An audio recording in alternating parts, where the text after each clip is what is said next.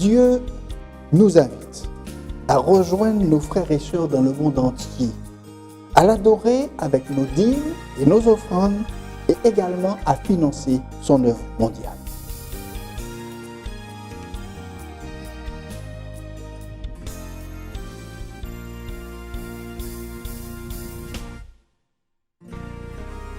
Mon Dieu reçoit aujourd'hui en signe d'adoration ce qui t'appartient. Amen.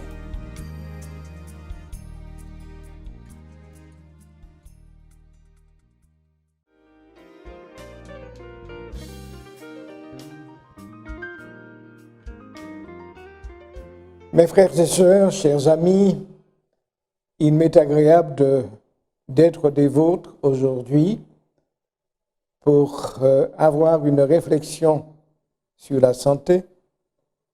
Comme nous ne vivons pas en dehors du monde, nous allons nous intéresser à un problème d'actualité. Permettez néanmoins que nous prions d'abord pour demander à Dieu son aide, pour que nous interprétions les choses de la bonne façon. Notre bon et tendre Père, notre Dieu, merci de nous interpeller aujourd'hui. Merci de nous assurer de ta présence parmi nous pour la compréhension des textes et aussi pour que nous mettions en pratique ce que nous savons. Accorde de l'intelligence à ton peuple, accorde la connaissance à tes enfants et que ton nom soit loué dans nos vies. Amen. Je disais donc que la situation actuelle avec là où le Covid-19 nous oblige à porter le masque pour que nous ne transmettions pas la maladie et pour que nous puissions nous-mêmes nous protéger. Ce matin, si j'ai baissé le masque, c'est pour pouvoir mieux vous parler. J'aimerais revenir, ou tout au moins aller directement sur un texte du livre des Proverbes au chapitre 3. Dans ce texte, notre Dieu nous demande de faire attention à l'enseignement. Je lirai ce texte dans Proverbes chapitre 3. Mon fils, n'oublie pas mes enseignements et que ton cœur garde mes préceptes. Et ce qui nous intéresse pour un représentant de la santé, car ils prolongeront les jours et les années de ta vie et ils augmenteront ta paix. Que la bonté et la fidélité ne t'abandonnent pas. Lis-les à ton cou, écris-les sur les tables de ton cœur.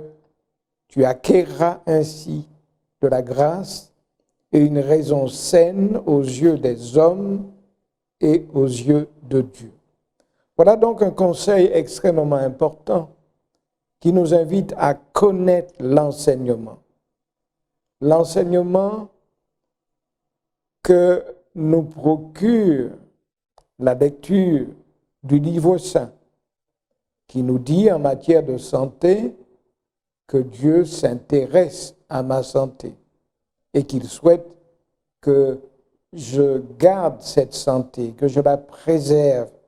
Mais pour y parvenir, il y a des notions essentielles à connaître et nous avons tout intérêt à les chercher car selon un autre auteur de la Bible, dans le livre de Osée, il nous est dit clairement que mon peuple est détruit parce qu'il lui manque la connaissance. Et puisque tu as rejeté la connaissance, je te rejetterai et tu seras dépouillé de mon sacerdoce.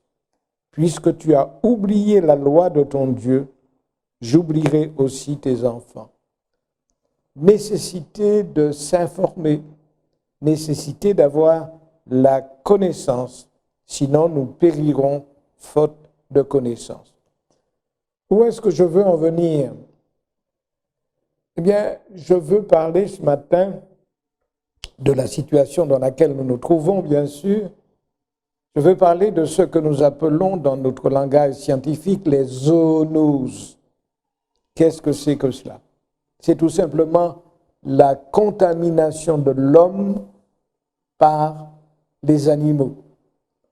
Et le meilleur moyen de se contaminer, c'est vraisemblablement le fait de consommer la chair de certains animaux qui sont malades. Examinons les choses de plus près. Il est évident que nous savons que le plan de Dieu des origines n'était pas que nous abattions les animaux pour nous régaler de leur chair. Mais Dieu avait prévu néanmoins de mettre à notre disposition des animaux dits purs et nous disant qu'il était nécessaire et indispensable de nous éloigner de ces animaux dits impurs. C'est déjà lorsque le déluge va intervenir, c'est déjà l'ordre que Dieu donne à Noé, fait entrer dans l'arche 7 paires d'animaux purs et une paire d'animaux impurs pour chacune des espèces. Eh bien, Dieu avait prévu qu'après le déluge, il n'y aurait pas de végétaux. Et comme Dieu est toujours en avance sur ce qu'il nous dit, il avait prévu d'autoriser l'usage de la viande comme l'herbe verte. Eh bien, dans la suite des choses, nous avons compris que l'homme, il a affectionné tout particulièrement l'usage de la viande, bien qu'il ait eu plus tard à sa disposition des végétaux, il a continué de se régaler de la viande. Et même à se passer des préceptes divins qui lui interdit l'usage de la chauve-souris, l'usage du pangolin, l'usage du porc, du lapin et de bien d'autres animaux à propos desquels Dieu dit, si tu les consommes, tu te rendras impur. Et je ne souhaite pas que tu sois impur. Dans cette impureté dont il est parlé ici, le Seigneur ne va pas dans les détails, mais quand il nous dit « ne vous souillez pas », qu'est-ce que cela veut bien dire, se souiller avec la viande de ces animaux? C'est vraisemblablement nous rendre malades avec la consommation de ces produits.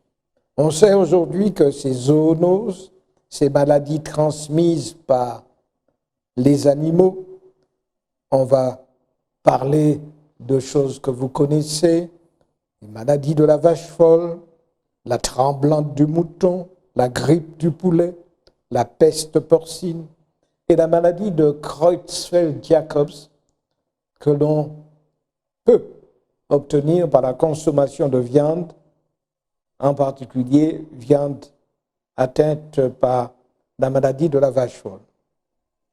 Que faut-il savoir de ce qui nous préoccupe tout spécialement en ce moment? Je veux parler de la Covid ou le Covid-19. Aurait-on pu éviter ce problème? Certainement, si nous nous étions, concentrés sur le fait que Dieu nous demande de ne pas nous souiller avec ce genre d'animaux, qu'ils soient pangolins ou chauves-souris, ne pas en faire des steaks, ne pas les consommer.